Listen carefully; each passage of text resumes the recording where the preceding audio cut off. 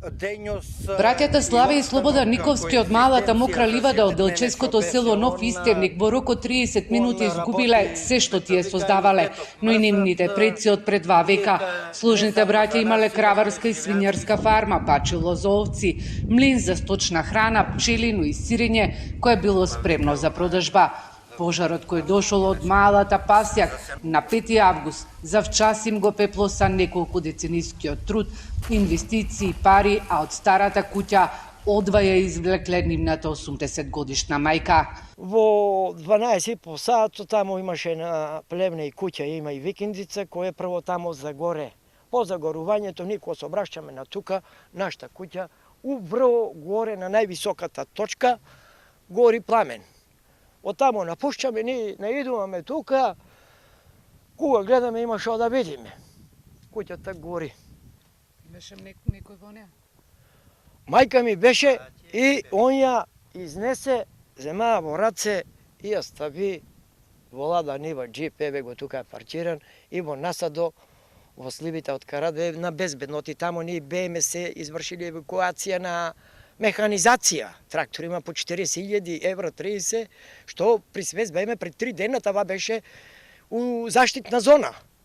Бараат инспекторите и комисиите веднаш да дојдат и да ја проценат штетата, бидејќи имаат голем број на изгорени овци, јагниња и свињи, а опасност да не останат како доказ на фармите и околу нивниот имот се и волците, кои сега лутаат и бараат храна и во населените места.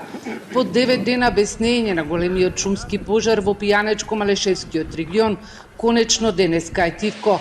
Домашните и странски спасувачки сили можат малку да здивнат, иако се постојано во обиколка и контрола на шумите. Ова се снимки од височина на околината на Пехчевско Робово, каде деновиве гореше борова шума. Пред 2 лета го снимал фотографот Јован Лесански и ја прикажуваат убавината на овој живописен крај.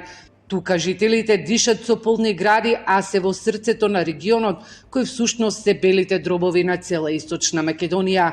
За само неколку денови огновите ги проголтаа најубавите шуми, а опасност беа и за селата.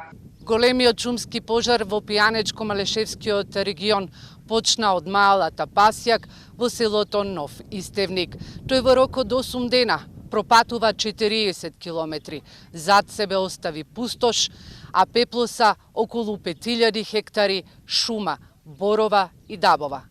Во Делчевско има изгорено по 2 куќи, викендици, фарми, стока и неколку плевни, но и голема површина на шума.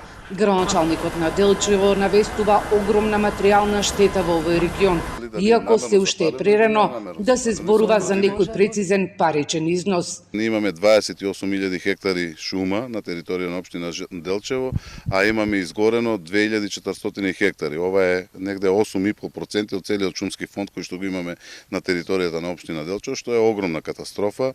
Најави дека во текот на есенските месеци ќе се презема акција за пошумување на опожарениот терен со цел да се возобнови биодиверзитетот во општината.